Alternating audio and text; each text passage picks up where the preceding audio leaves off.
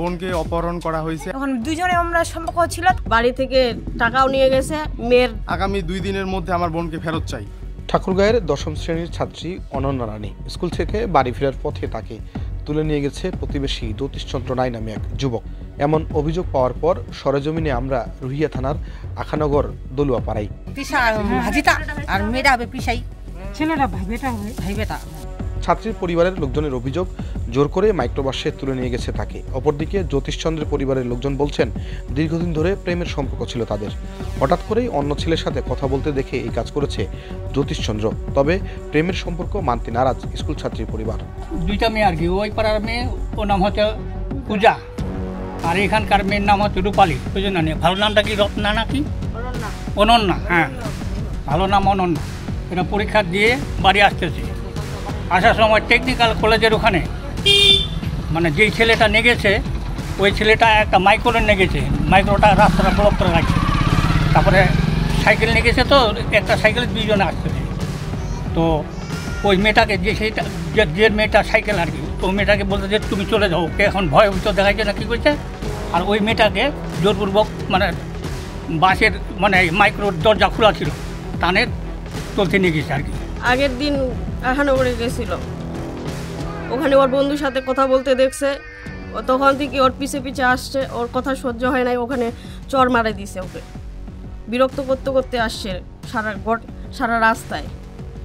আসার পরে তারপরেও বাড়িতেও বিরক্ত করছে। তারপরে দিনে তো এই ঘটনা। পরীক্ষা দিতে গেছে, পরীক্ষা দিয়ে আসতেছে, আসে মাইক্রোতে তুলে নিয়ে গেছে। খুব গভীর সম্পর্ক ছিল একদম, মানে অনেক দিন থেকে এদের সম্পর্ক, তো এটা পুরো এলাকায় বাসী জানে।